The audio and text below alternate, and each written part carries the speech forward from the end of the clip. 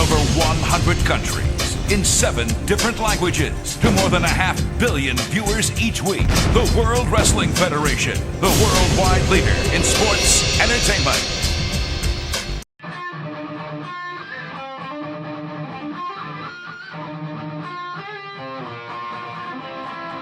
Hey guys, it's Steve from Antics here.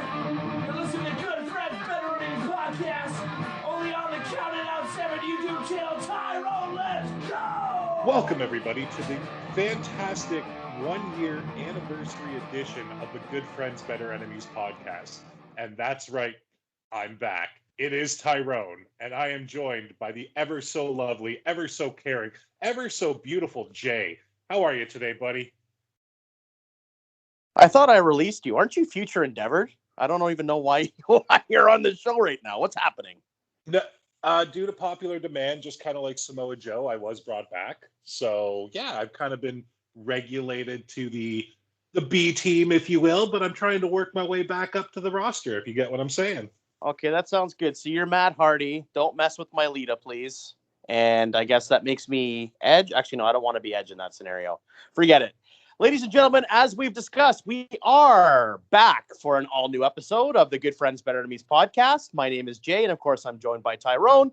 And you heard correct. It is our 1-year anniversary show. A pretty big deal. Tyrone, I don't know about you, but 1 year. Who would have thunk it, eh? Well, definitely not me, considering all the ups and downs, especially over the last couple of months. But hey, man, here we are.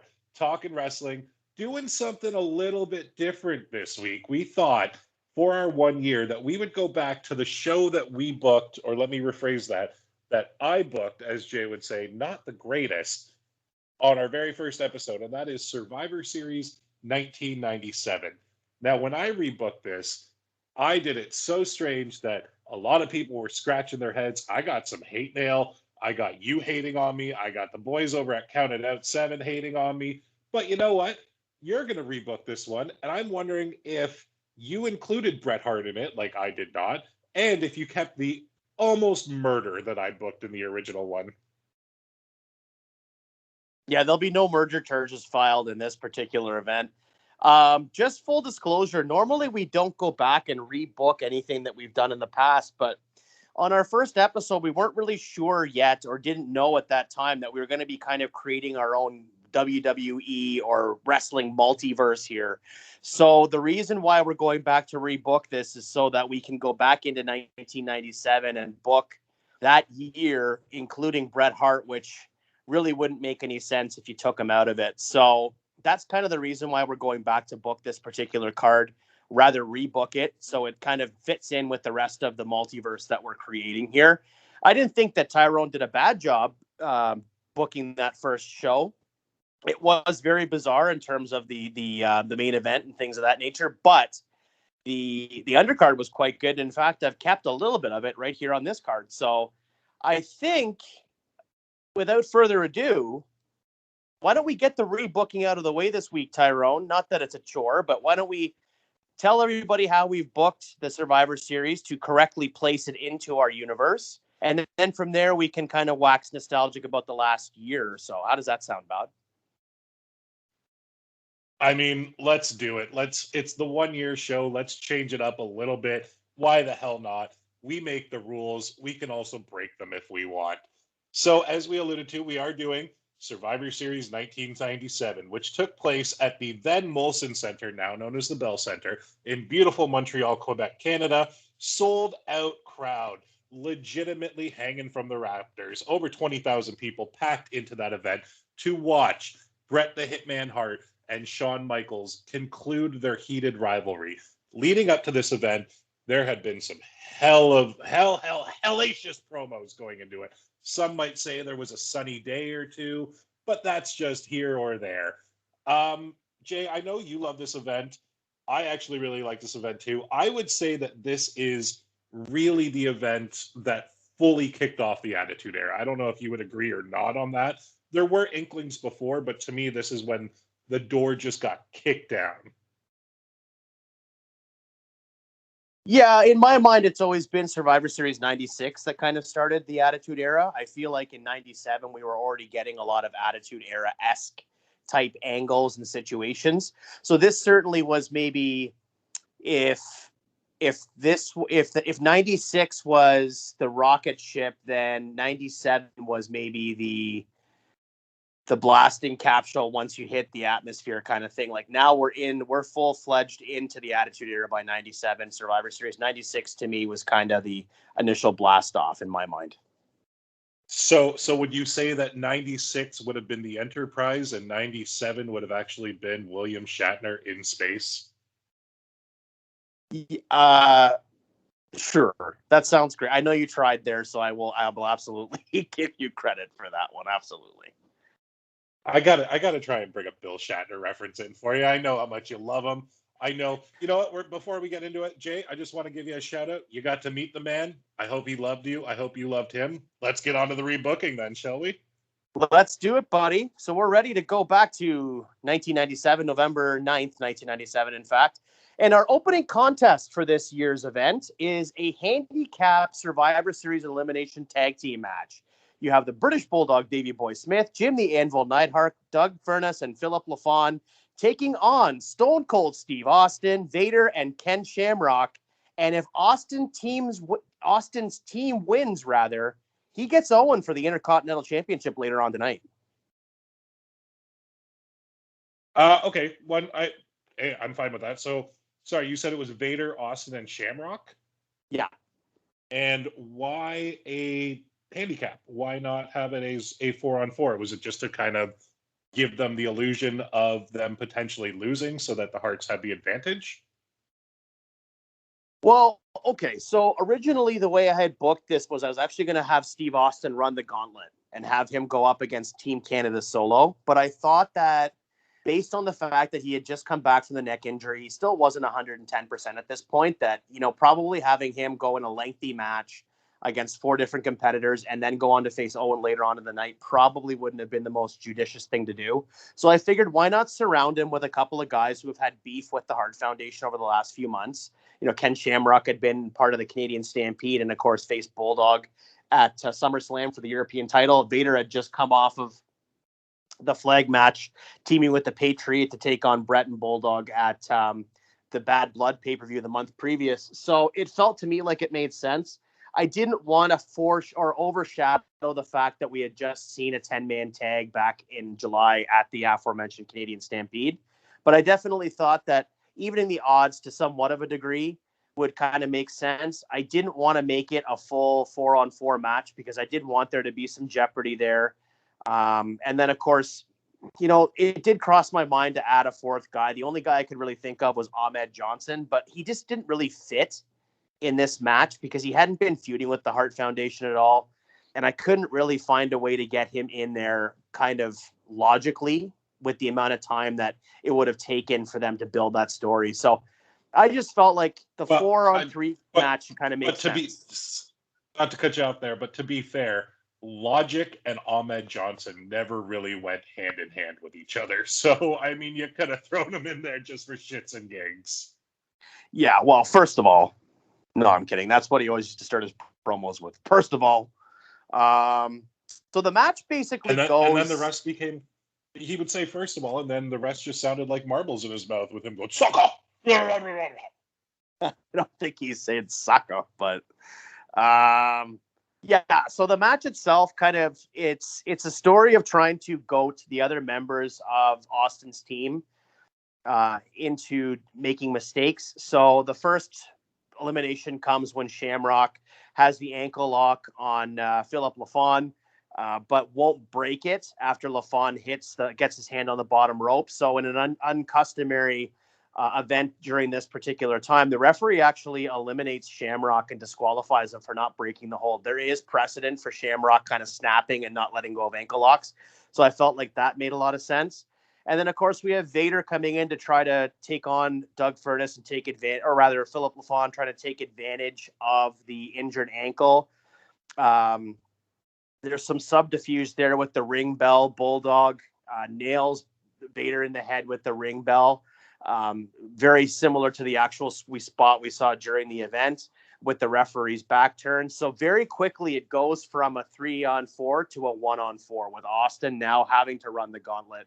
But the match has gone on for a few minutes now. So in fairly short order, you see Austin hitting stunners on anybody that moves. It comes down to the Anvil and Stone Cold Steve Austin in the final kind of fury. Austin hits him with the Fez press, bunch of boots to the midsection, hard right hands, piston-like right hands, as Jim Ross would say. And then Bulldog is still out. He's kind of dazed. He had just been eliminated. He comes out up on the apron to try to distract Austin. Austin moves out of the way. Both Anvil and Bulldog collide. And then from there, you have Austin hit the stunner on Anvil. 1, 2, 3. And we go on to seeing Owen versus Austin later on in the evening. Now, I like this, don't get me wrong, but just because I know you, I was shocked you didn't have Bulldog be the final member and have a Bulldog Austin little one-on-one thing, and that you went with the Anvil. I like it. I think Jim Neidhart never gets the proper recognition that he deserves other than being in the Hart Foundation. So showing him going one-on-one with Austin for a little while, that's a fun little idea.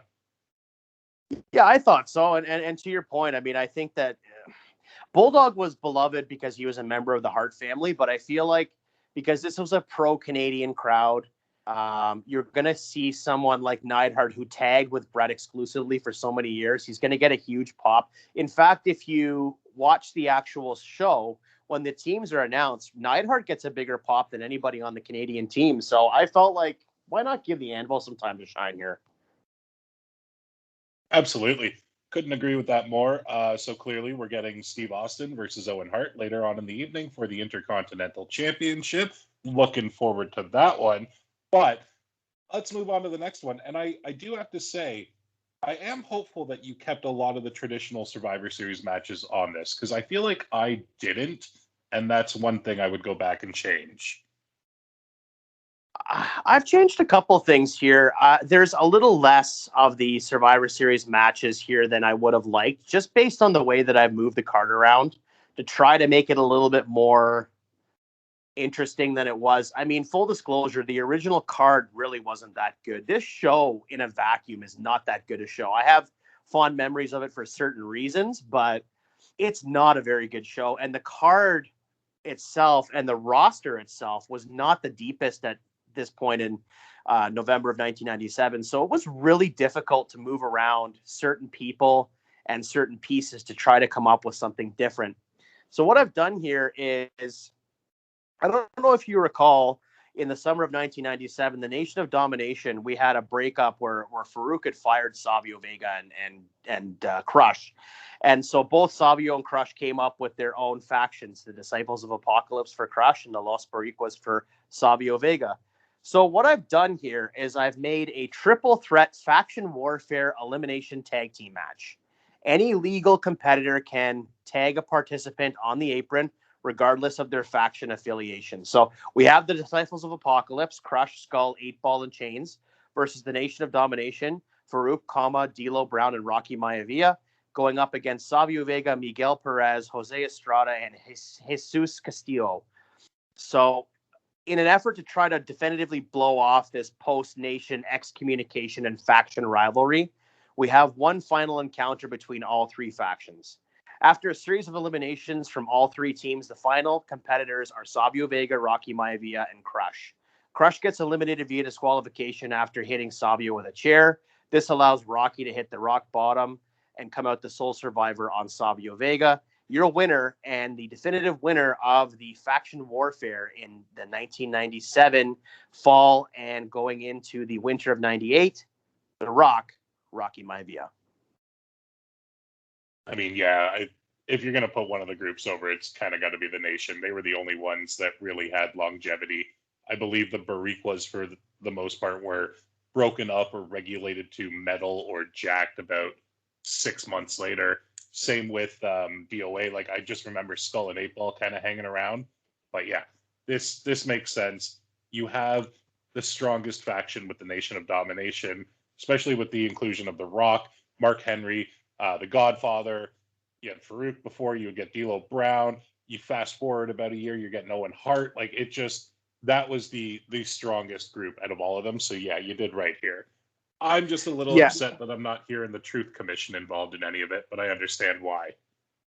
Yeah, I mean, the Truth Commission really didn't go anywhere anyways. I think by the time we got to December or January of 1998, that we'd already broken off Kurgan into his own thing with the Jackal, and then he was kind of feuding with Sniper and Recon. So I really didn't see a point of doing much with the Truth Commission at this point. And again, you know, this to me was, if you look at the pay-per-views and television shows of 97, it was constantly DOA versus DOA versus Barriquas versus Nation. Like, I just was at a point now where, like, okay, let's just blow it off finally, conclusively, and move on to something else. Yeah. I mean, my something else with them would be to get rid of most of them, because I can't even, when you were going over the names of Los Mariquas, I always forget all of them. I feel terrible for it, but to me, I was 11 years old at this point, and yeah, I only remember DOA because their names were Chains, Skull, and 8-Ball. It's not hard to forget that. Yeah, no doubt. It is hard to remember. To me, it's almost like that joke from Seinfeld when you talk about the three tenors. You know, you have Pavarotti, you have Placido Domingo, and then the other guy. The other guy, of course, is Carreras. But a lot of people don't remember the third guy in the three tenors. But anyhow, the next match on our card is actually one that I'm stealing from your booking, and I'm going to keep it. It's Goldust going up against Marvelous Mark Marrow. Now, in this particular match, or in this angle, we had just seen Goldust on the previous week's Raw publicly break up and eviscerate with Marlena, break up with her and eviscerate her all at the same time. Easy for me to say. And so we were starting to see the seeds planted of the artist formerly known as Goldust character, who would evolve into kind of this hodgepodge of different kinds of gimmicks and themes, and really pushing the envelope in terms of the Goldust character that had already been pushing the envelope. But by the time we got to, say, the summer or even fall of 1997, had kind of been watered down. So this almost to me was like the rebirth of the Goldust character, hence the artist formerly known as Goldust. In this match, we have these two going at it. This was based on a moment backstage on Raw, again on the Go Home Raw, where Goldust was kind of post breakup with Terry Runnels. Marlena had kind of been trying to flirt and poke at Sable a little bit. Marrow took exception to that, so we booked a singles match for the pay-per-view. Just as Marrow looks like he's going to be getting his just due, Luna re-debuts and takes Sable hostage outside the ring with her arm around her forearm wrapped around her neck, distracting Marrow. Goldust hits the Shattered Dreams, and then, of course, the obligatory curtain call for the win. And now we have Goldust going over with his new character and Luna in tow. Well, the right guy won. You knew I was going to say that. I just briefly want to talk about the artist formerly known as Goldust. I love Goldust. I have made my love for him very, very, very apparent on this show. The artist formerly known as Goldust wasn't always a big hit for me. He did a couple of things that I found entertaining. He did a couple of things that I found just stupid. Like, I always think back to the New Year's Baby one with Steve Austin, and I'm like, this is not Goldust. This is just a grown man in a diaper. This is fucking stupid. But I'm glad that he went through that bit of a transition to bring back the original character down the road. Adding Luna was really one of the only things that saved that character for me. Yeah, I think he had his moments. There were certain things that he did. I think like Marilyn Dust was okay and things like that. But for the most part, I do agree with you. A lot of it was just done. It was almost just a vehicle to increase the sensationalism of the character. So it wasn't really rooted in anything. It was just each week he'd be coming out, dressed as a different kind of outrageous character, which had no theme or sort of through line through it. So to your point, do you remember the episode of Raw where Sable's music hit and the crowd went wild, and then he came out in a black catsuit? I do. I thought he came out in like negligee, didn't he? I thought it was like the black leather one piece that she wears normally, but you could be right. But that one to me, I kind of enjoyed only because of the swerve, because everybody thought they were getting Sable, and instead they got a 250-pound redneck in women's clothing. Yeah, no, that's fair. I always enjoy a good swerve here and there. I mean, certainly not in 2000 WCW. I didn't, because that's all it was. But in fact, I think they had a pay-per-view called WCW Swerve. Oh no, that was Sin. Sorry. But no, your point is well taken. I think that there are exceptions to the rule. But again, we were going to see Luna come in short order anyway, so it made sense. So this weekend was your booking from the original card that you rebooked last year, and I just felt it listening to it, I thought it sounded solid and made sense, so I just kept it on there. Yeah, I mean, 2020 Tyrone was a very different human being than 2021 Tyrone.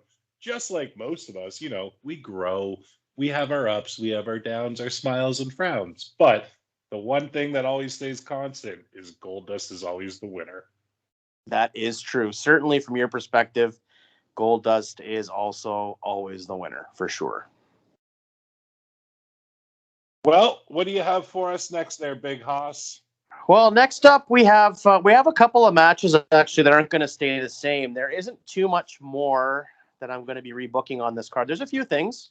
Don't misunderstand me. The next match on the card is going to be Kane versus Mankind. We're keeping this match exactly the same as it was in canon. The only thing we're changing is there's not going to be that red lighting on this one. I did think the red lighting for the purposes of Kane's debut match were kind of neat. They didn't do it more than once, I don't think. It certainly wasn't like The Fiend where they were doing it every single week. But I mean, all things being equal, I think for the live fans in attendance, especially, it's only fair to have the lights on. I will say though, I think that this particular red light was a lot lighter in shade than the one that we saw for The Fiend. So I think for the audience in Montreal, it would have been easier to see Kane and Mankind, whereas the one that we saw just in the recent months and years or so has been much darker. So I did think it was a little bit better representation in 97, but all things being equal, let's just get rid of it altogether. I mean, to be fair, in 1997, if you're living in Montreal and you went to Survivor Series, chances are you've been to a few Montreal Canadiens games as well. They do the red lighting, not during the actual gameplay, but during the entrances and stuff like that. It's all red lighting there, so it's really nothing that they're not accustomed to.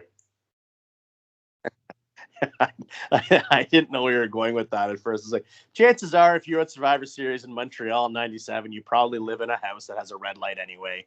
So I didn't know where you were going with that. I mean, I could have gone with the wonderful Quebec red light district as well. If I don't even know if that's a thing. I'm just kind of shooting out my ass right now. But yeah, hey, red lights. Who knows? Yeah, that's the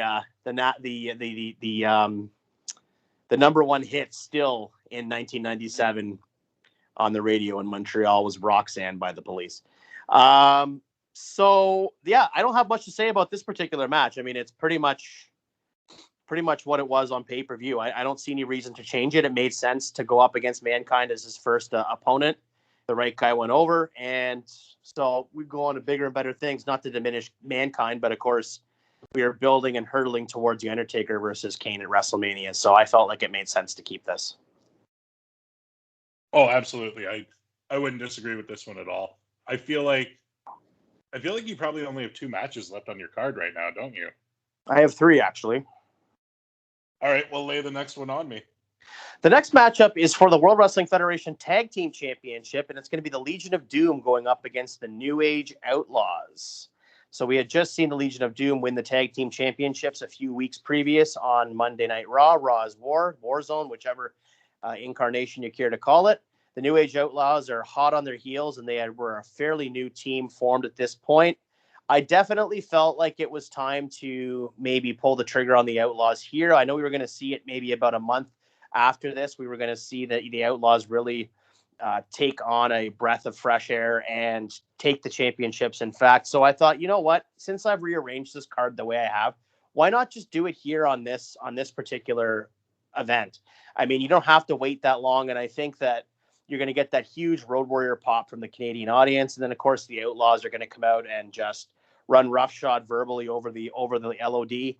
I think it just makes sense to add this as kind of a buffer match. You know, we talk about ebbs and flows. Going to get a huge reaction for the LOD. And then, of course, the Outlaws come out on top as your brand new WWF Tag Team Champions with a Road Dogg hitting a pump handle slam on Animal and Billy Gunn up on top, hitting his obligatory Tennessee Jam for the pinfall.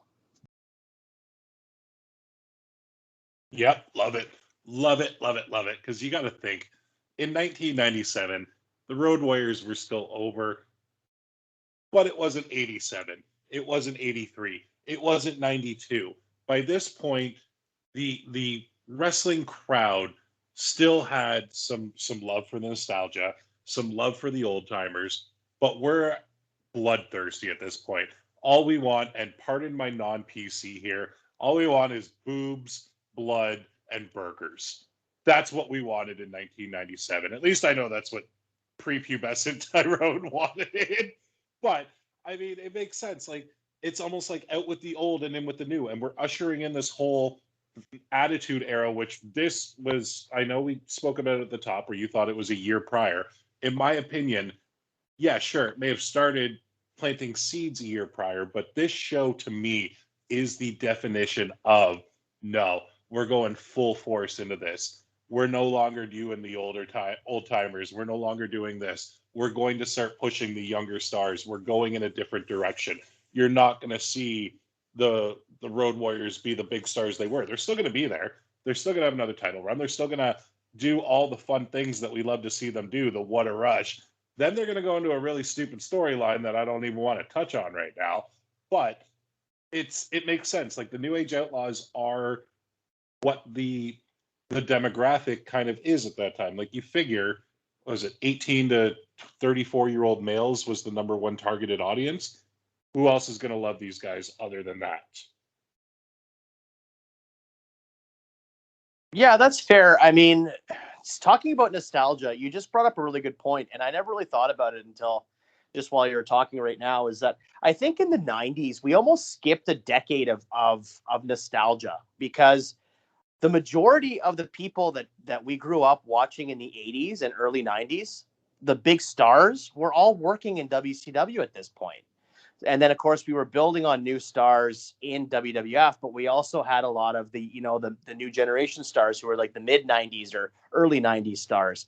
So I don't know how much thirst there was for nostalgia in terms of the 90s, because a lot of the guys were all still working. It was this weird time where both the 80s and 90s were kind of crossing over and for the lack of a better term, kind of coalescing in different ways on different rosters. So I don't know that there would have been that much of a thirst for nostalgia as, say, even in 2005 or 2008, people would be more craving seeing those stars from the Attitude Era or even the 80s, the golden era. In 1997, I don't know how much of a thirst there was for nostalgia. So the Legion of Doom, to me, while it makes sense that they were the tag team champions, I think they actually did it as the main event of a Raw a few weeks previous, maybe to try to pop a rating. It was, championships or careers type stipulation. I think it makes a lot of sense to have them come in and win the championships, and then, of course, go on to do the job to a team like the New Age Outlaws, who were up and coming. And that was kind of their place at this point. They weren't going to be the guys that were sort of sustaining the tag team division at this point, but they were integral in getting the New Age Outlaws to the level that they got to eventually. Oh, absolutely. And you look at the tag team division at the time, like, there were some great tag teams, but is anybody buying the Blackjacks as tag team champions? Which is ludicrous when you think back at it, because it's Bradshaw and Barry Windham, two of the best wrestlers ever, but no one's buying them as a real tag team. By this point, I believe the Godwins were Confederate flag doting Southern supporters, which anywhere other than the Southern United States, that's not going over well. The Headbangers were great. We were done with the Body Donnas at this point. Like, that's the thing. Like, okay, I'll go back to what we were saying about nostalgia. You're absolutely correct, because they were all working on the other channel. And it's weird to think that there were jabs being made by the WWF at this time that, oh, the dinosaurs are all over there. We're talking about like Hulk Hogan, Randy Savage, The Warrior, Roddy Piper, Ric Flair. But here we are in 2021, and we're looking at guys like Randy Orton, for example, who debuted almost 20 years ago, and by that logic, would be one of the dinosaurs. It's just strange how pro wrestling does this weird thing where all of a sudden you go from being relevant to nostalgic to a dinosaur, or you're just constantly relevant. Like it's weird. Like I don't know how to word this. I don't know if I'm making any sense, but I don't know if you get what I'm trying to say or not. No, I absolutely do. I think. Well, and sorry, one way to put it that just came to my head, it'd be like if TNA called AJ Styles a dinosaur because he was in the WWE now. Yeah, I mean, it is different. I think you have to look at it in terms of the era that we're discussing and the construct. I mean, certainly when I was 12 years old or 13 years old, to hear that Ric Flair was 45 or 46, to me, that was like he was a dinosaur to me in my mind. But I mean, I didn't know any better. I think the athleticism has changed as well. It's a different type of presentation. The other thing too is both Flair and Hogan, no offense to either one of them, but they both looked old. I mean, Hogan obviously, had lost his hair, and that's no fault of his, but he looked old when he was 45. He looked older than somebody like a Bret Hart or Shawn Michaels. He almost looks younger now than he did 20 years ago. And it's weird to say that because he's obviously still in great shape, but he's got the body of like half 80-year-old and half 4-year-old because depending on what part of his body's been replaced. But he also, I will go on record saying this, I fully believe it. I don't think that man has like any hair left at all. I think that the hair is sewn into his bandana. Prove me wrong, Hogan. I'm challenging you to that, brother. But you look at Ric Flair. Ric Flair obviously had the health scare, and it really aged him all of a sudden. But there are wrestlers from that era that still don't look that bad. You look at a Kevin Nash, who, yes, maybe a few years. I can't believe I'm about to give Kevin Nash props either, by the way. Wow, how we've come a long way in 1 year. Indeed. But you look at Kevin Nash. Yeah, he was younger than Hogan and them, but not by much. Not by that not much. By much. And you look at him now, and he is the definition of somebody aging so damn well. Like, my wife has no problem telling me that he's a silver fox, and I have no problem admitting that he's a silver fox. Yeah, I mean, I just think about the other side of the coin here too is that the WWF, they had to answer Ted Turner's acquisition of all these talents in some way. Hence we got the Nacho Man and the Huckster and Scheme Gene and all this kind of stuff. But I will say, I mean, you don't think that they would have taken those guys back? Maybe not Savage because there's, reportedly some checkered history there. But I've heard it countless times that people have talked about how Hogan took a meeting with Vince at the beginning part of 98, and there was hope and discussion that maybe we'd see Hogan Austin at WrestleMania 14. I mean, I've heard that they've had these discussions. So if you're telling me that you don't think that Vince would have brought back some of these guys had he had the opportunity to back in 98, you're kidding yourself. I've never thought of the fact that in our fun little Good Friends, Better Enemies wrestling universe, we could look at when contracts were potentially ending with a WCW, say, and we could just get them to re-sign with the Fed or sign with the Fed. We could make this shit legitimately happen in our minds. There's a lot of things that happen legitimately in my mind, Tyrone, that don't actually happen. Oh, dude, we just opened up a whole new can of worms for year 2 of our show. I'll tell you that right now. Okay, well, we will discuss that. I'm not sure if I'm sold on that particular idea, but we'll talk about it. Well, let's move on because I know right away that the next match is scheduled for one fall and is for the WWF Intercontinental Championship, correct? You got it, and it's Owen Hart versus Stone Cold Steve Austin. Again, a match that's not going to change. I just feel like, if it ain't broke, don't fix it. It's exactly what it needed to be. Short and sweet. Austin gets his revenge. It didn't need to be drawn out. I think Austin, would just want to make short work of Owen in his home country and go home, drink some drink some Molson X in the back and hold that Intercontinental Championship that he would not hold on to much longer after winning it. I think he had it for 3 or 4 weeks, not even, maybe 4 weeks, and then go on to bigger and better things in terms of winning the Royal Rumble in '98. So now let's sidebar here for 1 second, just for shits and gigs. It's been a minute since I've been doing this with you, so just entertain me for a second here, okay? sure. We live in this world right now where craft beer has taken over a lot of younger people's alcohol preference. Don't get me wrong. I love a good craft beer. I love a good IPA, love a good stout. Anything that's not sour, pretty much, I'm all about. But don't you just love a good Molson export from time to time? It's easy drinking. It's like an X or a Coors Light or a Molson Dry or Molson Golden. You know, the dad beers. See, for me, oh fuck, I forgot about Molson Golden. But you give me a dry, an X, or a stock ale, I'm gonna do some things for you that you probably don't want me to do, if you know what I'm saying.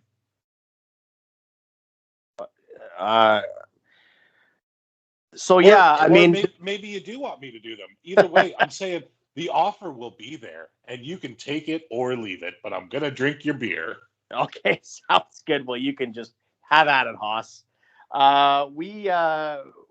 You and I have shared a couple of different kinds of beers on occasion. I think that for me, if you're look at, for example, when we had the SummerSlam party when you were over here at my place, that we were drinking lagers because it's just easier to drink. I mean, that's something you can sustain throughout the day. I couldn't drink 12 or 14, porters or stouts. It would be way too heavy for me. So I think that for the purposes of, that's why when you go to a sporting event, you go to the ACC, you're not going to get, they don't serve Guinness, I don't think, on tap. Maybe they have it there, but people want to drink, lighter lager beer, Pilsner, things like that. Or you're a complete maniac and you want to drink 7 or 8 triple IPAs in the night and just turn out like a blackout slob. Honestly, not speaking from personal experience, but I have witnessed it. And boy, oh boy, let me tell you, as somebody who has had a triple IPA in his life, it's a one and done son of a gun. I'll tell you that much. Yeah, I don't know. I think it would depend on who's drinking it. But no, to your point, a delicious cold Molson X or Coors Light or Rolling Rock or whatever you want to throw at me, Heineken even. I don't mind. I don't mind the lighter beers from time to time for sure. And obviously, neither does Stone Cold Steve Austin. I'm gonna give a quick shout. I'm gonna give a quick shout out to one and only Matt Cardona right now and say, PBR baby, we gotta love it. Fair enough. There you go. There's a lot of beer drinkers in the world of wrestling, but no more notorious than Stone Cold Steve Austin. And of course, I'm sure he was pouring back a couple of cold ones in the locker room after this particular event, winning the Intercontinental Championship. Sandman. And that's all I got to say about that. So, touche. All right, well, why don't you bring us into our main event? Because boy, oh boy, do we have some fun shit to probably talk about once this is done, because I remember what I did in this main event, and that was I completely had Bret Hart already out of the equation, out of the company, signed on to do like a one-match thing with Steve Austin, and that was it. And I had Owen Hart winning the WWF Championship in this match, in a triple threat, I believe, with Taker and Michaels, if I'm not mistaken. I believe so, yeah. So our main event of the evening is for the WWF Championship, and it is your champion, Canada's own, Bret, the Hitman Hart, defending his championship against The Undertaker. Oh, I did not see this coming at all. Okay, you completely fucking just switched it on me, and yes. This is what this show is about, god damn it. Do it and walk me through it. No, I'm kidding. That's not happening. We have Shawn Michaels challenging for the World Wrestling Federation Championship. Motherfucker piece of shit bozo. Why would you do that to me? You do it to me all the time. Touche. I guess I had it coming. All right, so we're doing Brett and HBK just like we Yeah, normally would. it's you know what? I went back and forth with this, and I was trying to come up with ways to make it different, to change it up. But ultimately, I just feel like it's like pulling on the one thread in a tapestry. Like once you pull that thread, everything becomes unraveled. And I just, as much as I hated what kind of happened to Bret Hart that night, I just feel like this kind of had to stay the same. It just affects way too many things if you start screwing around with it. So I understand it's fantasy booking, folks, and that's kind of what we can do whatever we want. But for the purposes of us trying to keep this in some semblance of reality, it's an alternate universe, yes, but we want to kind of ground it into some sort of reality.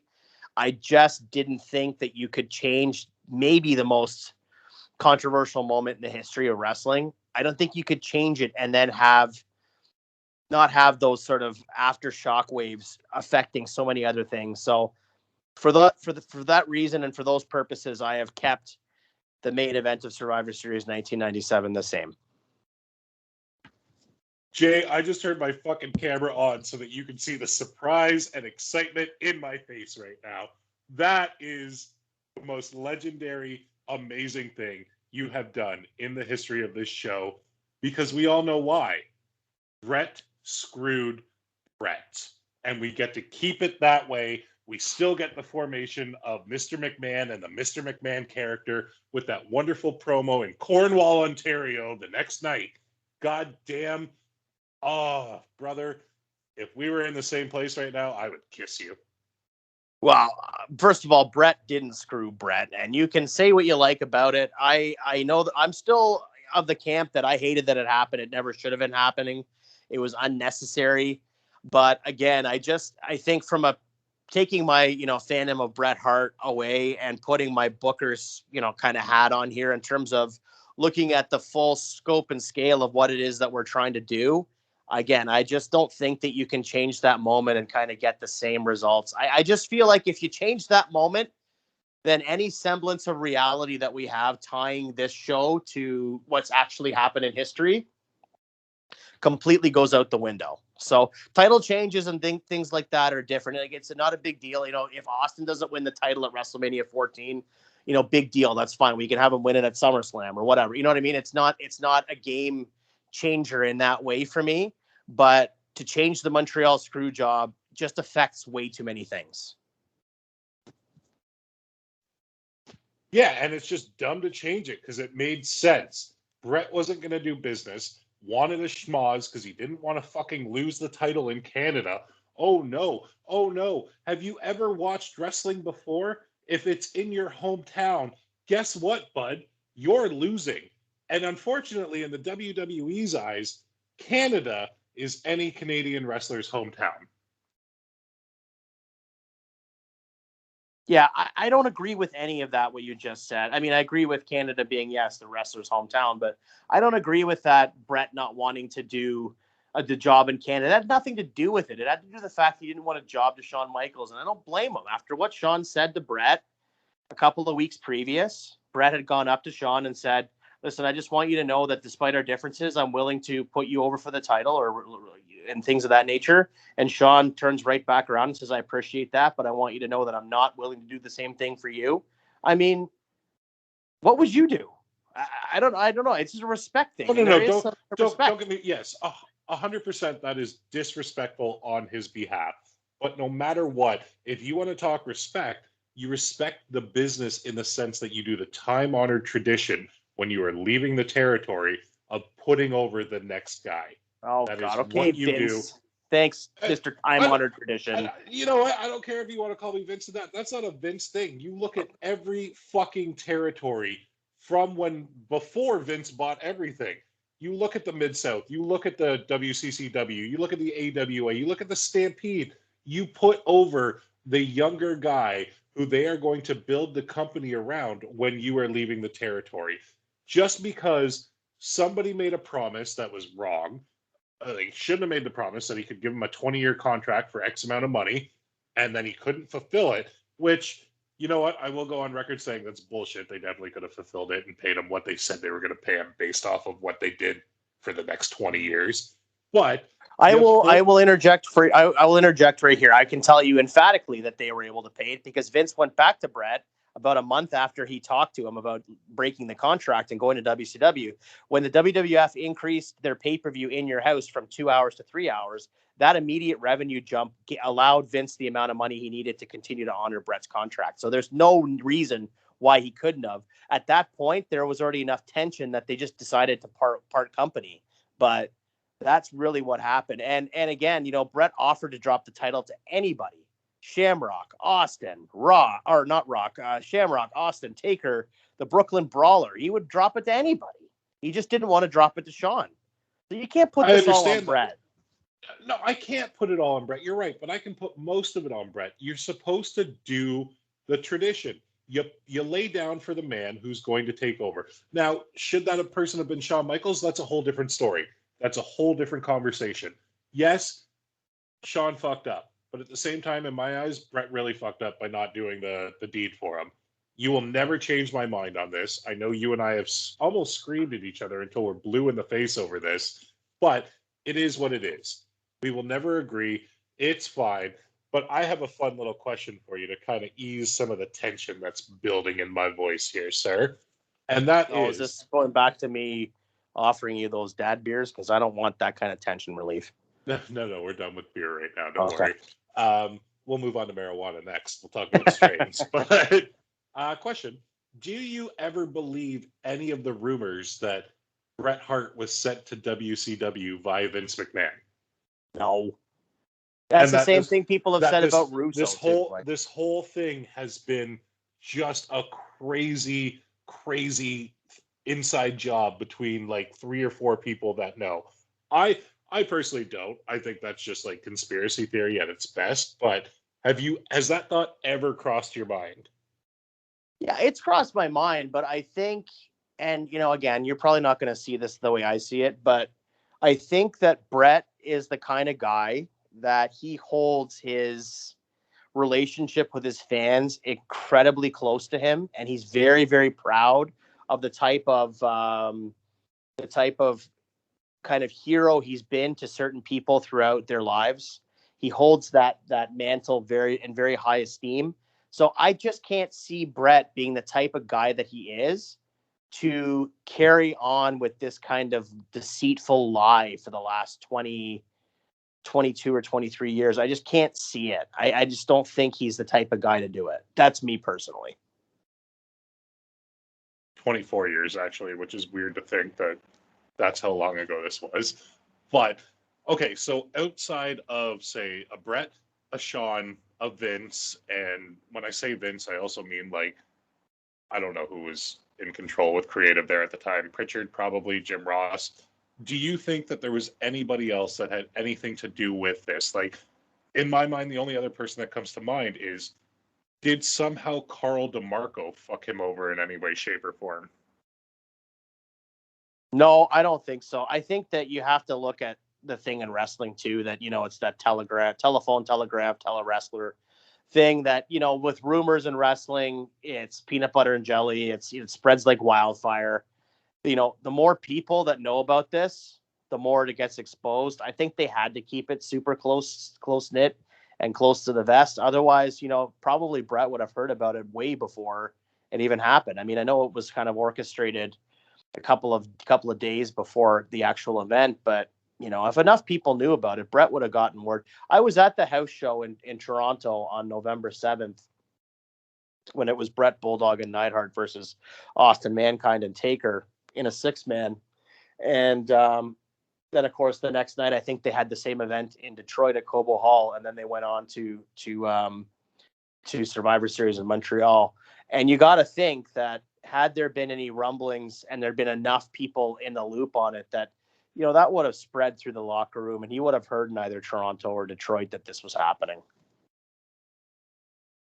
Now, one other thing I want to lay out for you, just while we're talking about the screw job, this is a subject that I feel like with older wrestling fans, we all could talk about this forever because we all have our own personal opinions, who was right, who was wrong. Do you blame Earl Hebner in any way, shape, or form?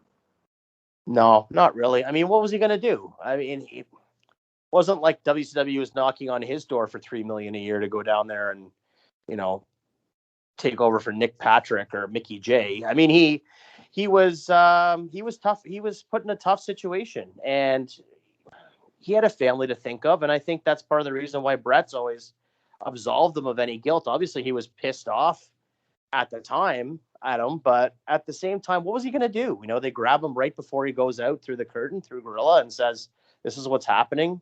Go and do it." I mean, he was in a tough spot. He really had no choice. I mean, I remember once I tweeted Jimmy Corderas and I asked him, you know, if you were Earl Hebner, what would you have done that night? And he just kind of, if I remember, my memory serves me correctly, he said something along the lines of, you know, you just kind of do what you're told. But, you know, that's what it is. When you're in that position, you don't have the kind of clout or star power that Bret Hart had. He wasn't Bret Hart. He was Earl Hebner. He didn't have a choice. He had a family to feed. That's fair. That's totally fair. I completely understand that. I don't think that he was pulled aside at Gorilla saying this is what we're going to do, because he did have a waiting car for him and he ran in and got into that car. But that's my opinion. Now, one other thing I want to bring up on the Hebner thing. I was at, I believe, a house show or a TV taping in Toronto, and it was synonymous for the longest time. When Hebner was in the ring, he got the "you screwed Brett" chants. And I remember when that happened, he just straight up gave the crowd the double bird and walked around the ring doing it. Were you there for that one? I don't remember. I might have been. I don't recall. But good for him. I mean, wrestling fans have a really long memory. I mean, clearly we do. That's why we're doing this podcast. It's something fun to talk about. I mean, this particular moment in history, as you said, for people of our age range and our fandom, point in time we were watching wrestling and this happened.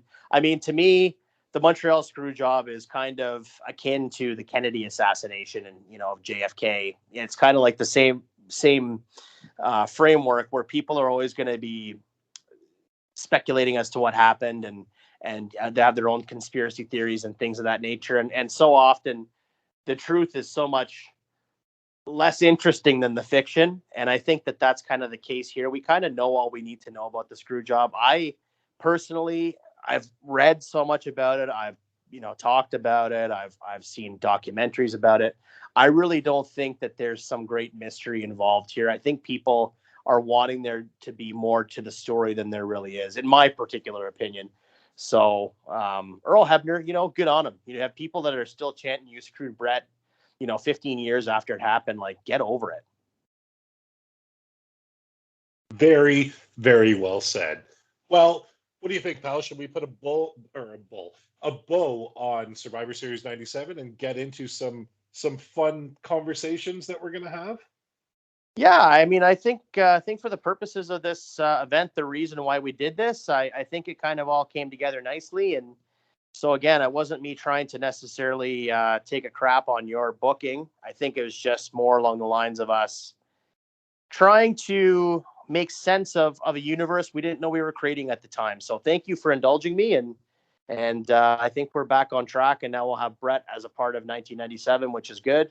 And I'm looking forward to the next year of us booking shows. I think we're going to be pretty 97 heavy next year, though. So let's move on to discussing the 1-year anniversary of the Good Friends, Better Enemies podcast. Tyrone, I know you and I both have kind of compiled a list of moments to discuss and interesting little anecdotes. And I tell you what, I feel like I've been gone with the wind here, kind of talking about all things 97 Survivor Series. So why don't you take the floor for a little while and you get in the driver's seat, so to speak. All right. Well, let's figure out one thing first. Do we want to talk about things that may or may not have angered one of us, or do we want to go on to some really fun, uplifting things that we have talked about in the past? Why not both? All right. Well, we're going to start it off with an event that, so as most of you know, at the end of the show, whoever booked the event will lay on the other person, "Hey, you're rebooking this." 9 times out of 10, we know what we're rebooking. I'm going to just pull away that fourth wall right now. Jay is one of my best friends. We text constantly. We try to lay out a schedule that will cover certain eras and certain events that happen in that month. And every now and then, I like to be a dick. And the first time that I was a dick, Jay was supposed to rebook the Wrestling Classic, which, let's be real, does anybody really care about the Wrestling Classic being rebooked? It was 1985. The roster was thin. It was a tournament. We might have removed somebody to put another Moondog in there. Okay, cool. So I threw at him, Jay, you are rebooking the Women's Evolution pay-per-view, because I like to give him a hard time. I like to call him a bit of a chauvinistic prick the way that he was rebooking women's matches, which I will go on record and say, Jay is the furthest thing from a chauvinistic prick. You can ask me, you can ask my wife, you can ask his lovely girlfriend, his mother, anybody who knows him will vouch for that. But goddamn, just for shits and gigs, it was fun to see him get hot. So I thought, why not throw that at him? And Jay, that was not a good show, I gotta say. We did not get along. I said a couple of words that probably shouldn't have been said. You got mad at me for that. It was just a bit of a catastrophe. Yeah, well, I mean, sometimes you have to learn lessons the hard way. And I think that we kind of learned the lesson the hard way there, that throwing unsolicited picks at each other like that in the proper environment can be good. But I think maybe the motivation to get me to do that show and to try to fire me up, probably it was a doomed effort from the start. I did get fired up by the end of it because I had just had about enough. I listened to parts of it the other day, and I'm actually surprised I was as composed as I was, because I was pretty pissed off at that point. But anyhow, it was fun. I felt like I did a pretty decent job rebooking it, all things considered. But it was definitely it was one of those ones where I knew what you were trying to go for there. I knew you were trying to push my buttons. You're trying to get me to get a rise out of me, and I couldn't take the bait. And I'm very glad you didn't. When I go back and listen to some of these earlier episodes that we have done, we've come a long way. We're still learning, and we're still trying to figure this out as we go. But my God, I associate it with The Simpsons. Let's go with that. You watch season 1 of The Simpsons, it's fine. Some people love it. Personally, I think of season 1 of almost every television show is them trying to find their stride. And to a degree, we're kind of ending season 1 of our fun little journey here. And I think that we have come a long way, but boy, oh boy, we still have a long way to go. So let's talk about a positive moment if we can here. And to me, that is Curt Hennig winning the Royal Rumble in 2002. I feel like you're going to strongly disagree with me on this, but that was the best booking that I ever did.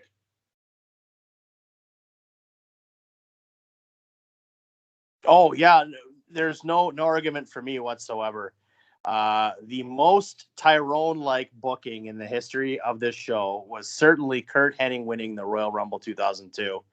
Like we've affectionately called Tyrone in the past, Ty Russo, booking the Royal Rumble 2002 was a very interesting endeavor indeed. But I will say, all things considered, having gone through that and kind of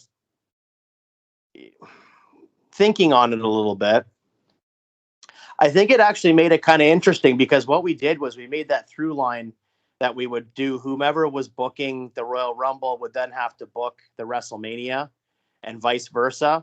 So I think it was kind of fun in that way that we did it kind of reversed. And so we had to pick up on each other's booking on that, and we knew ahead of time. So I actually found it quite challenging to figure out how to overturn that decision and change it and sort of shape my WrestleMania 18 the way I wanted it. So, I mean, I was pissed off at the time. Not pissed off. I was just more flabbergasted than anything. I didn't really understand why you'd done it. For no other reason, I think, just to screw with me, which is, so often your modus operandi, which is completely fine. That's sort of the point of the show. But I did find it fun to try to figure, okay, so we're in the Attitude Era. We're in 2002. We're going to be in Toronto in March of 2002. How are we going to do this? And then sure enough, we figured it out. But it was a fun challenge ultimately. But at the start, I was a little bit. I was just a head scratcher for me ultimately. I can always tell how hot Jay gets in an episode because Jay likes to compose himself, doesn't like to swear while we're recording. But as soon as the recording ends, the amount of 4-letter words that he will drop on me just proves how pissed off he was at what I did. And when I hear those, I know I did my job correctly. Yeah, well, you certainly have your moments where you can get my blood pressure going. But I mean, ultimately, the thing for me is that there's really the only time I think that you really pissed me off was when you kept on saying that stuff during the women's Evolution show. The other times I can't get upset about it because it's just we're rebooking. It's fun. This is the dynamic we have. This would be the same thing if we were sitting around having some of those dad beers and a couple shots sitting at the bar and rebooking the territory, which you've done, so many times in the past. So how angry can I get at this stuff? I just thought it was kind of fun and funny that you had just changed it up in such a strange way. And again, because I know that a lot of times the MO is for you to try to get a rise out of me. So it's, I find it fun. What about you, pal? What are some of your least favorite and favorite moments over the last year? I mean, I can pretty much guarantee I know what some of the least favorites are, but I'm more curious about the favorites. I think favorites, talking about Rock Hogan was pretty cool for me. I mean, we had talked at length during that WrestleMania 18 episode, rather. We had talked, for quite a while. I think probably 15 minutes we talked about it. And, taking aside all the stuff that Hogan has done since in his career and things of that nature, I just think that it was really cool for us to both share our thoughts on that particular moment in time, because it really was one of the greatest moments in the history of the business. I'd say it's up there with Hogan Andre. I mean, in terms of WrestleMania moments, Hogan's involved with a lot of them. So I was very happy to get the opportunity to talk about that and for both of us to kind of be on the same page, putting aside any personal thoughts or feelings and just talking about the actual moment itself was pretty cool. Booking Goldust and Raven for me is a lot of fun because I know that you're always so invested with those two guys. So I always try to get them on a card if I can. Full disclosure, I mean, even sometimes when it's like just shoehorning them in, it's sometimes a bit of a task to get them on. But if they're on the roster and they're healthy scratches, I'll try to get them on there for you. And ECW, I will say about ECW, I'm still not the biggest fan of the product, but booking some of the shows and going back and watching some of the shows, I do have probably a little bit more respect for it now than I did over the last 20 years or so. So that's something that I'm thankful for, is I've gotten a chance to watch a little bit more of the product than I would have. And some of it's not bad as I thought. It's still not something I'd go out of my way to watch in my leisure time, but I definitely have a different appreciation for it than I would have, say a year ago.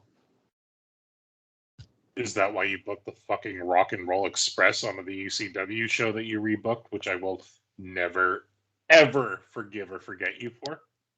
Yeah, that's almost as bad as you booking Savio Vega to win the 1995 Royal or King of the Ring. No, it's not. That made sense. Savio Vega was super over at the point. And it was the 1995 New Generation era. It made sense, and it would have been way better than the forgettable King fucking Mabel gimmick that we got. You put the Rock and Roll Express in the House of Hardcore in the ECW arena and just decided that made sense. They were on the roster. I don't care. They were on the roster. So a lot of people have been on the ECW roster. A lot of people have been on the WCW roster. Are you going to book the next WCW one having Rick Martel go for the world title? No. But you put the Rock and Roll Express on an ECW show, and goddamn, that was the You know what? That was the dumbest thing that I think you have ever done in this show. And yeah, you can bitch at me about Savio Vega all you want. He was super over. I could have had Skip win, which was my original idea, but I knew that that would get more shit than anything. So I stand by my booking. You need to grow up. So you have a problem with Rick Martel challenging for the championship in WCW, but you're all for Kurt Hennig winning the Royal Rumble in 2002? I never said I had a problem with it. I just said because he's on the roster doesn't mean he has to be used in that way. No, that's right. You should just write him a check and send him back to Montreal. No, I get that. This Okay. You want to call me Tyruso all you want, but if I were booking back then, I wouldn't have done that. I wouldn't have signed the guy. Like, he's a fantastic worker, but if we're talking late 90s, like, it's Rick Martel. He could still go, but what are you going to do? You can't push him to the moon. You don't want him to job out every time. The television title meant shit by then. I just don't know what you do. This is getting way off topic, by the way, but okay. That's indicative of our shows. That's what we do. The Rick Martel thing, he was having a really good series of matches with Booker T in 98. So I think they got their money's worth out of Martel, and he looked tremendous in 98 too. He was in really great shape.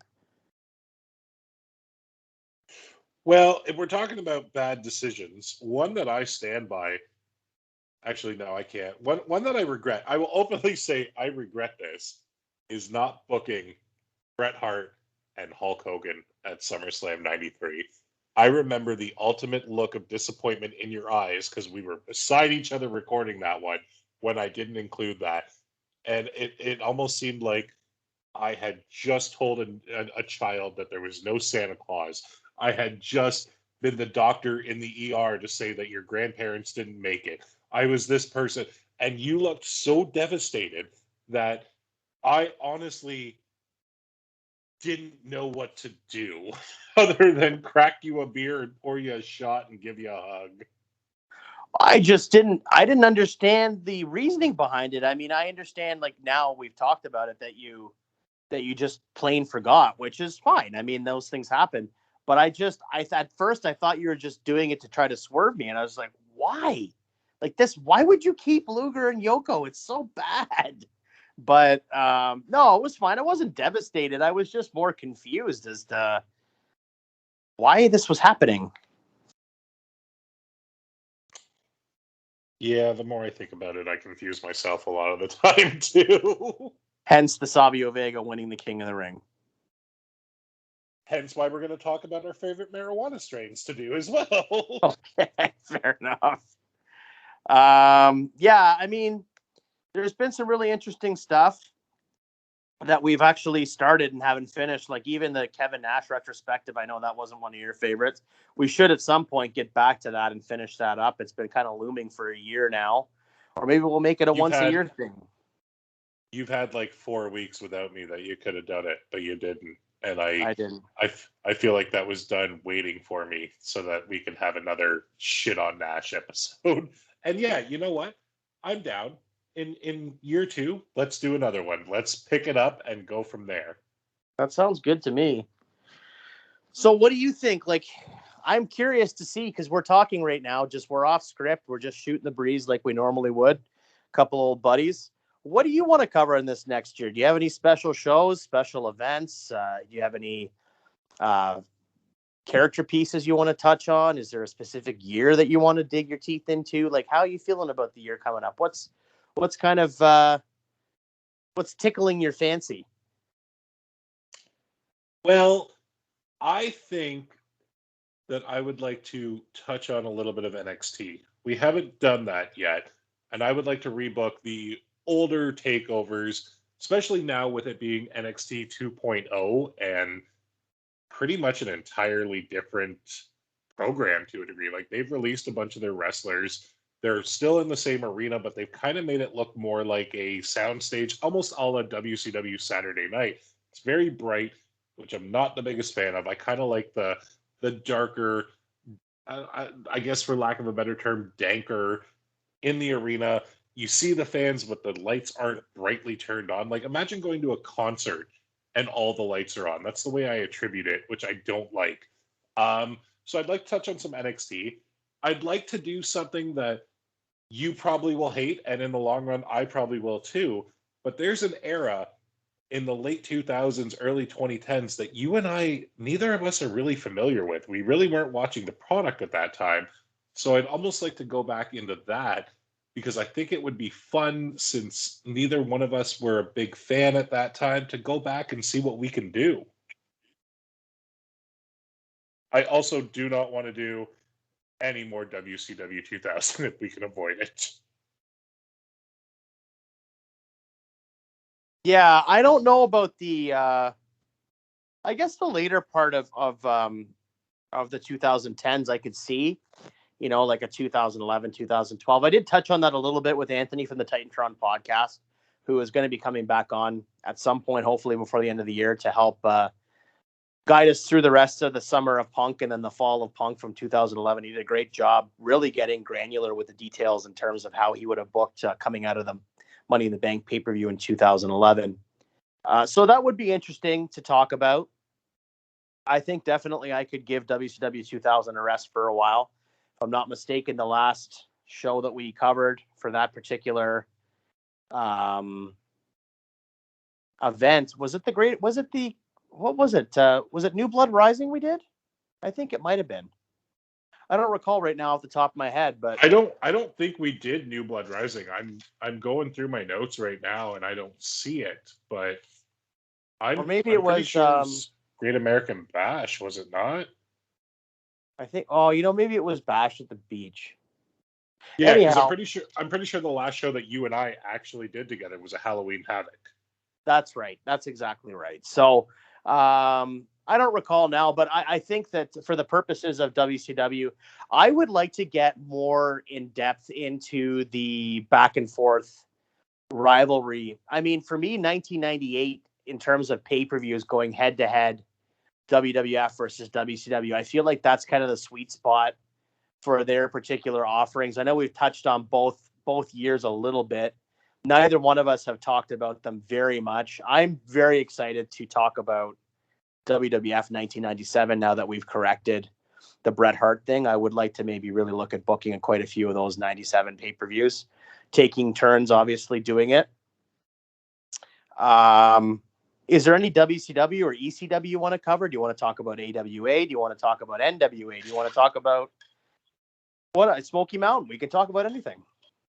Can we talk about anything, or can we only talk about things on the WWE network? We can talk about anything, man. I would love to delve into some Ring of Honor, especially with the news coming out of people are saying Ring of Honor is folding. By the sounds of it, I don't think that they're fully folding. I think that they are looking to become a developmental territory a la OVW for one of the bigger feeder systems. They could get bought by AEW. Realistically, they're probably going to get bought by WWE. They're just going to buy the tape library and leave everything else. It's really unfortunate. I'm a giant Ring of Honor fan. You know that. I know you're not the biggest, but I know you appreciate it, and you've been to a couple of shows. But I'd like to touch on Ring of Honor down the line if we can. Yeah, 100%. And you know what? I'm going to drop something on you right now, Tyrone, that I haven't told you about that I've been working on behind the scenes in terms of our show. And it's something that is not going to be wrestling related at all, that you and I both have interests outside of the wrestling genre and things of that nature. And I've been working on some ideas for shows that we're going to take outside of the wrestling space. It's not going to be every week or even every month. It might be every now and again. We're going to do something just to broaden our horizons. So I will let people know that I am currently working on a show, developing a show to pay tribute to the Keaton universe of Batman. And we are working towards that with a couple of guests of the show that have guested on here before a few times that expressed great interest in being a part of that. So that's something I'm not quite sure when it's going to be dropping, but the genesis of that was the Flash trailer that came out a couple of weeks ago, or about a month ago now, reintroducing Michael Keaton's Batman into the DC universe. So I thought, what a great time to go back and wax nostalgic about some Batman from my childhood and stuff like that. So when I say we can talk about anything, we can talk about anything. I have a question. Am I involved in this? Because this is legit the first time hearing about it. No, I know it is, and it was something that I was working on, kind of as a side project, and you had been rather occupied with work and things of that nature the last little while. Hence, you haven't been able to get on the show for a little while, which is completely understandable. Once this COVID restrictions started to open up, everybody's schedule went haywire. And so I was flying solo there for a bit, which is completely fine. I'm sure you'll return the favor at some point. And so while you were off on your hiatus, I was working on that as sort of a side project to try to find something different to kind of satiate our different interests. And so we found some people that were interested in being a part of it. And long story short, you're absolutely welcome to be a part of it. I know that you're not the biggest Batman fan, but if you want to be a part of it, man, of course you can be. See, now that's a fucking lie. Batman is the only superhero I truly give a damn about. So I am 100% to be down to be a part of this. But I also would really, really, really like to be a part of an episode if there was one talking about the soundtrack for the original one. Oh, that's absolutely going to be a big part of it. We're going to talk about the original orchestrations by Danny Elfman, and then, of course, the interpretive album by Prince. Well, that sounds fun. I like that. I'll be a part of that and listen to the ones that I'm on. One of those situations. I think it's just going to be one episode. We're just going to do like a big bonanza, bat bonanza, if you will.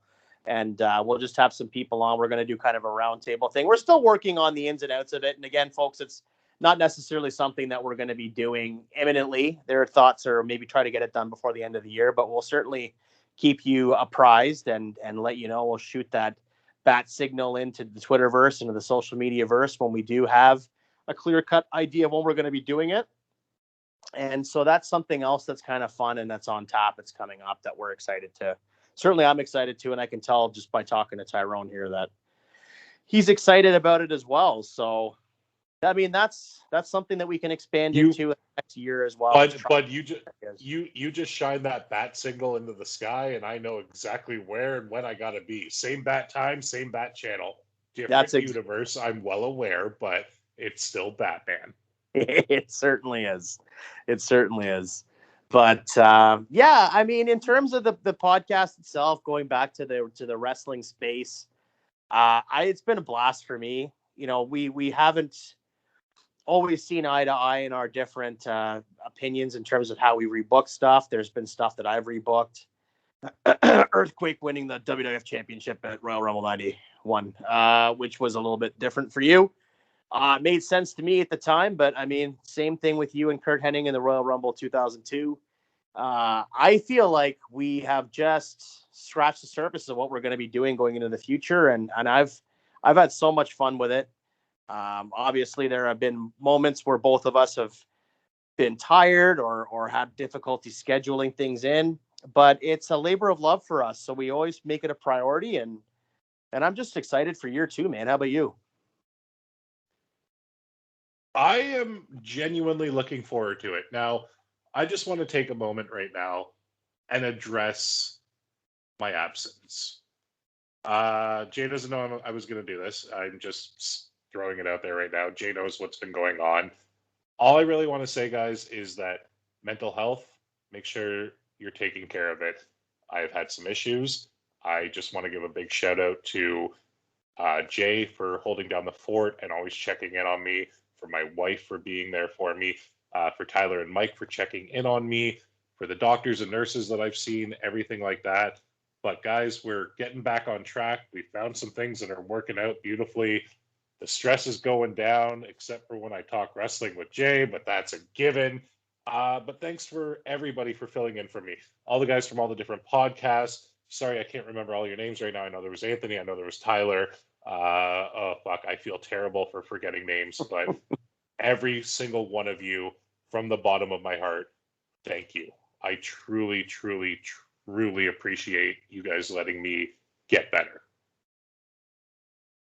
Yeah, well, it's not even a question, man. This this podcast, as much as we enjoy doing it, is not nearly as important as you looking after yourself and the immediate things on your plate and in your future. So we're just happy that you're feeling better. I'm certainly happy that you're feeling better. I'm happy that you're ready to get back at it. And our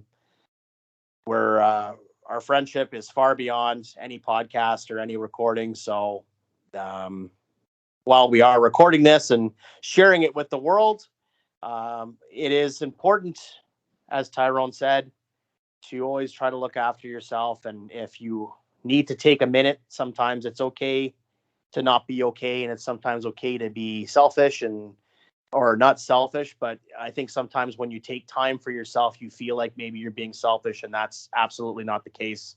Sometimes you really have to just prioritize yourself over everything else, because if you don't, and that's it. Like, everything else falls apart. apart. I know you're not trying to say that I'm being selfish, but no, it is okay to be selfish and to think about yourself first and put other things on the back burner. And also, guys, let's be real. The demographic of this podcast predominantly is males, and it's a well-known fact that men have a harder time reaching out than women. Guys, it's okay to talk about your feelings. It's okay to be sad. It's okay to be upset. It's okay to reach out to your friends in the middle of the night if you're having an episode. You know that if they don't reach out to you then, they're going to get back to you. There are people, no matter what, who love you and care about you. I have definitely learned this over the last month and a half, 2 months, and goddamn, just reach out, guys. All it takes is a text or a call or a tweet or anything. I've had complete strangers reach out to me over social media. I have had incredible support from friends and family, and I can't thank them enough. Just please, if you're feeling sad, if you're feeling upset, if you're feeling vulnerable in any way, shape, or form, and you don't want to reach out, there are lines that you can call and be anonymous. It's worth it, guys. Trust me. It's 100% worth it. Yeah, 100%. And again, just to reiterate what Tyler was saying, because Tyrone was saying, I just misspoke a moment ago. I didn't mean to say anything about being selfish. I think that people sometimes have the misconception that when you put yourself first, that you are being selfish, and it's not the case at all. I mean, if you're not good, if you're not grounded, if you're not feeling okay, if you're not right with yourself, then it's impossible to be there for anybody else. So sometimes it's really important to put yourself first. And maybe the selfish thing is to not put yourself first. So every once in a while, or as often as you need to, don't be afraid to prioritize yourself and prioritize what you need to do for yourself to get yourself through to a better place. So I'm really happy that, Tyrone, that you're feeling better. And I'm glad that we've been able to do this podcast and get back on track, and hopefully coming up in the next year, we have some really exciting stuff coming up. I can't wait to see Raven win the Royal Rumble 2003 and then Goldust win the Royal Rumble 2004. We have some pretty interesting stuff coming up. Whoa. Why are we giving out spoilers already? They got to listen to these episodes to see what the fuck happens, man. But come on. Maybe what we'll do is we'll do like a repeat of 94, and we'll have Raven and Goldust go out at the same time, and then they'll both have matches at Mania. God damn it, you son of a bitch, I'm in. I know you are, bud.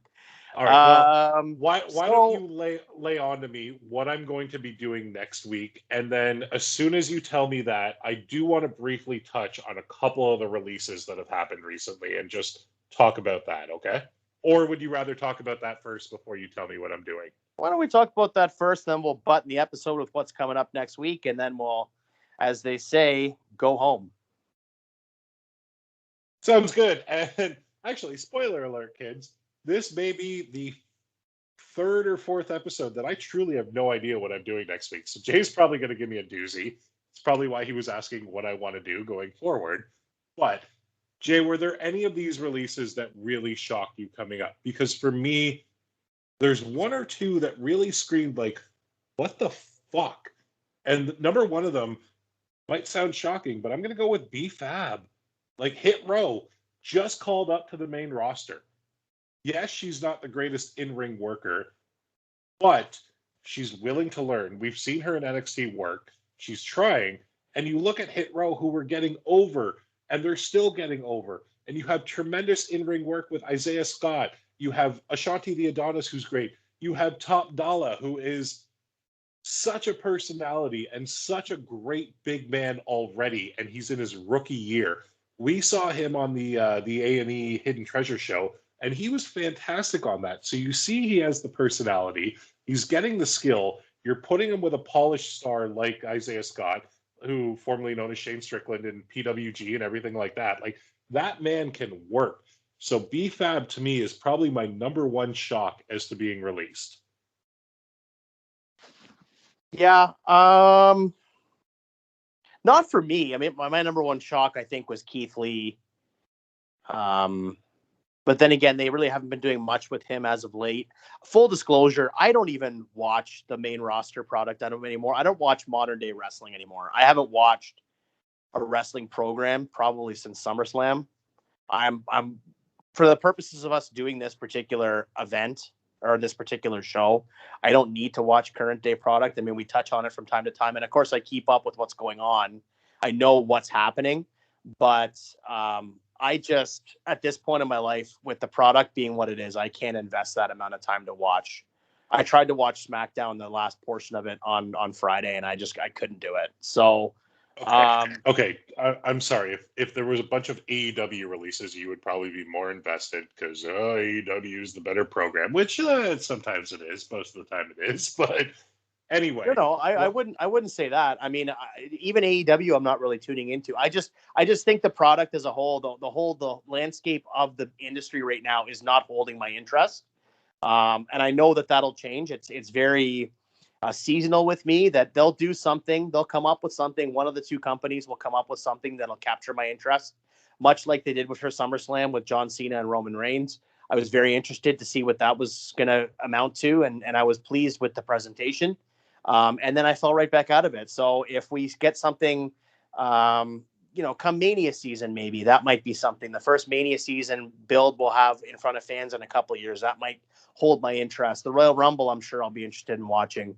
But ultimately for me, the main roster stuff or even the current day product just really isn't doing a lot for me. And maybe it's just I'm burnt out as a wrestling fan. I don't know.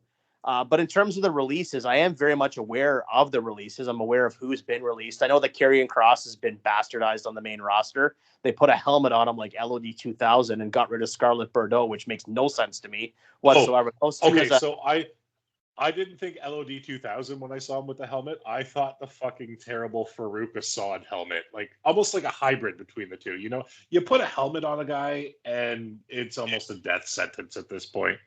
So it's like the opposite of Jim Cornette. So you put the guy in a box, he's over, which is completely different in a context. Exactly. When you're talking about Sonny's home movies, it's a much different context, but not even home movies, bud. She signed a contract with Vivid. That's big money. Yeah, that's true. That's very true.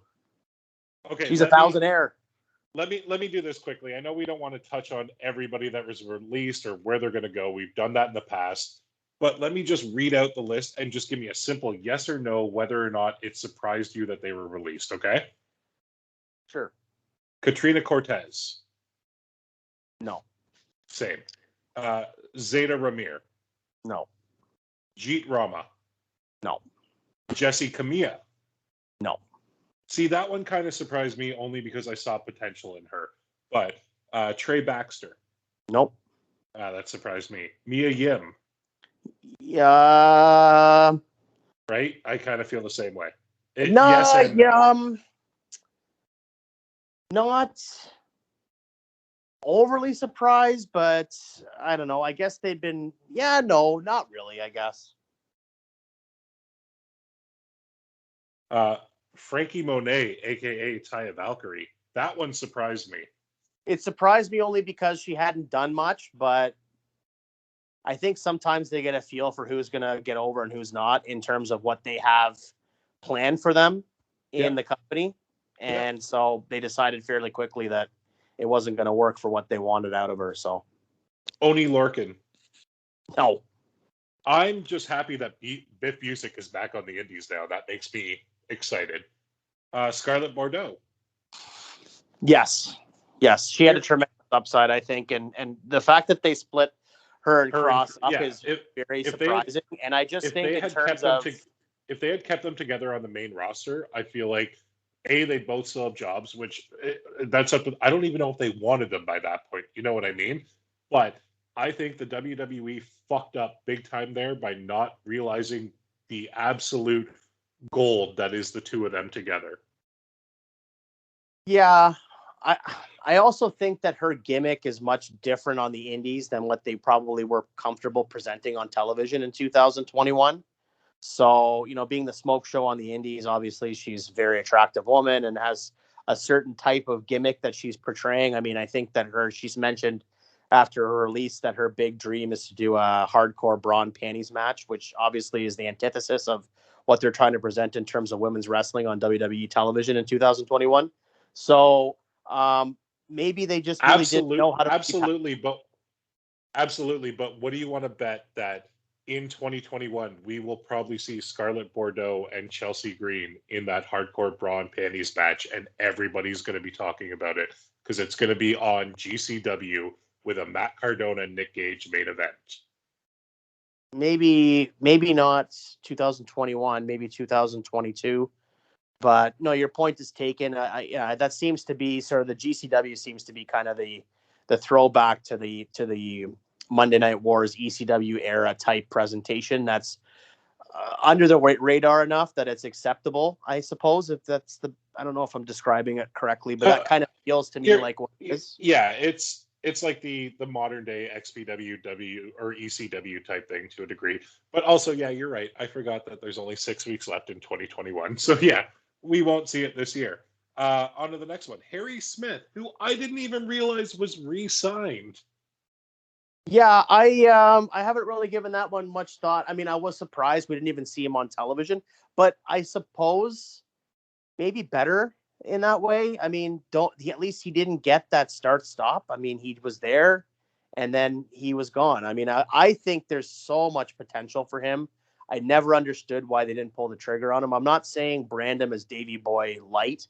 I mean, but you can definitely pay homage to the Bulldog character. You could incorporate some of even the music and some of the costuming and in terms of Davey Boy, I think would be fine. But you know what? I think he's going to land on his feet, and he's probably, if he's going to end up anywhere, it would be somewhere where his heritage is going to be there to shine. I mean, we're going to get the Owen Classic soon. Well, maybe. I gotta say, like, it's kind of like Natalia. She's she's not Anvil light, but she definitely has the heart in her. The music's there, the dress is there, the attitude's there. You could have done the same thing with them. I see what you're saying 100%. Let's move on to the next one though, which is B-Fab.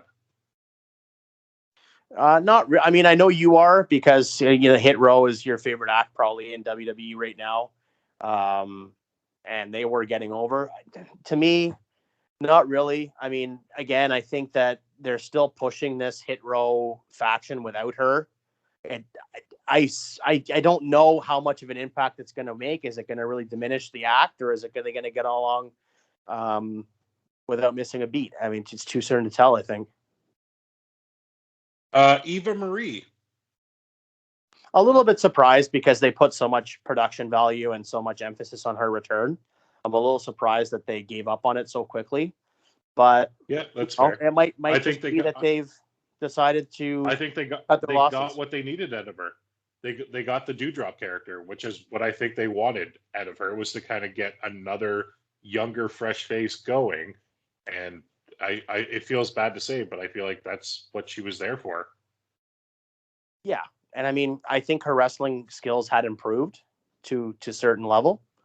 But I also don't think that at this point, with the type of performers that are on the roster, that she was at the level she needed to be somebody who was going to carry a champion. Then again, the WWE women's division is very strange in that way, that you have some really great workers, but you also have some, they're more character performers than they are in-ring technicians. So, dude, Mandy Rose is the NXT Women's Champion right now, which is a sentence I never thought I would have said. And you know what? I'm actually here for it. She's doing a hell of a lot better, and that Toxic Attraction gimmick with her, JC Jane, and Gigi Dolan, one of the best things on NXT right now. Yeah, and I think that Mandy Rose is a great example of someone who's improved by leaps and bounds in terms of her in-ring skill. She's a she's night and day almost from where she was. she's almost like this generation's Trish Stratus in that way. Maybe, but I mean, she's made some great strides, and it's nice Or to see someone who's made a lot of improvement in that area get rewarded for that. So good on her for that. let me rephrase. Let me rephrase. She could become Trish Stratus, if you know what I'm saying. Just going from the valet to kind of a okay worker to being recognized as one of the best women's wrestlers of all time. But Yeah. we'll put a pin in Mandy Rose right now. Lucha House Party, Lindsay Dorado and Grand Metalik. No, not at all. Same. They both wanted it, so cool. Keith Lee. Yeah, I think that was the biggest surprise for me, and more than anybody else. That's totally fair. It wasn't for me to a degree. Karrion Kross, same thing. It wasn't. I feel like you think the exact same. But the last person on this list is Nia Jax. And we have had, at least I have had a lot of fun either ripping on her or making fun of her for her in-ring work. At the end of the day, I never, ever want to see anybody lose their job over anything. And Nia Jax may not have always been the greatest in-ring worker, may have injured a few people, but who hasn't to a degree? But I definitely remember when the releases happened. I think the hashtag Fire Nia or Fuck Nia or something like that was trending, and it just made me sick. Like, this is a human being who has been off TV to deal with her own issues, and then she gets let go, and this is how we treat her? Was I a giant Nia Jax fan? Never. Never really. But I respect the fact that she was out there putting her body on the line every goddamn week for us to watch her. So for all of you out there who are saying that you are glad that Nia Jax got released, how would you feel if your spouse or your parents or your kid lost their job? It's the only way I can put it. Yeah. I agree with you. I mean, that's only one side of the story. I'm not trying to discount what she said and say that I don't believe it. I mean, it could very well be true. I don't know if it is because I've only heard one side of it. I don't know if she was one of these. If that is the reason, which we're not going to get into, then that's their beliefs, and that's 100%. But either way, we should not be cheering for somebody to have lost their job. No, I agree with that 100%. But there really isn't much more to say about that. I mean, I don't think it's great for anybody.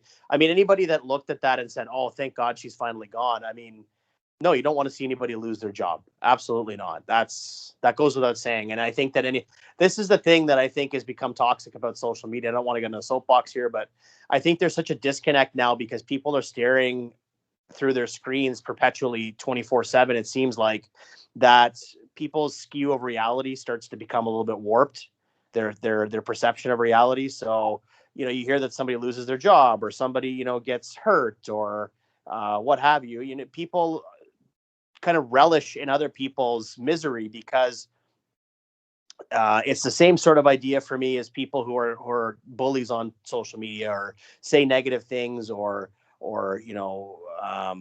diminish other people. What ends up happening is that you think that you're invincible or bulletproof because you're anonymous to a degree. So I think that when you're in a situation like this where you become so desensitized to the world around you that you're cheering when someone gets fired, you can dislike their work rate, you can dislike their character, you can even dislike them as a person, I suppose, even though you've more than likely never met them. I think that it kind of speaks more to you as a person than it does the person that's been let go. Very well said. Very well said. I appreciate that. I respect that. But let's go on a bit of a positive note. Why don't you let me know what wonderful gem you are laying on me for next week? Well, I think I'm ready to go home here with letting you know what you're rebooking for me next week, pal. And it's been a while since we've gone back and forth, so I thought I would kind of throw you a softball. And for those reasons, next week, you are going back in time to November 24th, 1996. You are going to the Norfolk Scope in Norfolk, Virginia, and you are rebooking 1996's offering of WCW World War III. Do you know how excited I got for a second there when you said 1996 in November and I didn't pay attention to the goddamn date or venue and thought you were giving me Survivor Series? No, because we agreed we're never rebooking that one. You are a dirty, dirty motherfucker, but okay. World War III, 60-man battle royal. I don't even know who won this one in 96. Was that? Well, you know what? Quickly, I'll run down the card for you. So the dark match was La Parka versus Villano 4. We have a singles match for the J Crown Championship, Ultimo Dragon versus Rey Mysterio. Chris Jericho defeated Nick Patrick. The Giant went up against Jeff Jarrett.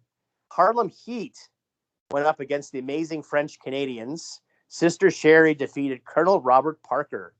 Dean Malenko went up against Psychosis. In a triangle match for the WCW Tag Team Championships, you have the Outsiders, Hall and Nash, defeating the Faces of Fear, Ming and Barbarian, as well as the Nasty Boys, Brian Knobbs and Jerry Sags. And then, of course, you have your 60-man, 3-ring, over-the-top rope battle royal for a future WCW World Heavyweight Championship match. So. Really? Chris Jericho and Nick Patrick is on this fucking card? Yeah, it sounds like a fun time.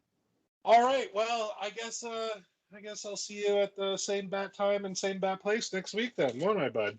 I guess so. And yeah, sounds great. We will be going back to WCW, and then I think probably to round out the rest of the month, we'll be hitting on some Survivor Series. It is that time of year. It's my low-key favorite, one of my favorite events of the year, and I know it is yours as well, Tyrone. So we're going to hit on some Survivor Series. Maybe I'll do one and you'll do one, and we'll get back on track with some of our fun booking. And of course, as the aforementioned Batman episode comes closer to a release date, we will bring you that information. Welcome back, Tyrone. For myself, for Tyrone, for La Parka, for the Montreal Screwjob, for Dad Beers, Dad Bods, Tyrone's favorite cannabis companies and strains, and of course, for the McRib that has not been released in Canada, but we'll see if we can't get that turned around with our incredibly high viewership. Tyrone, before I take us home, I'm a little rusty. We haven't done this in a while. Where can they find us on social media, please? On Facebook at Good Friends Better Enemies Podcast, on Instagram at good_enemies, and on Twitter at good_enemies. And, well, I can say it, fuck the McRib. The Good Friends Better Enemies Podcast thanks you very much. Bye.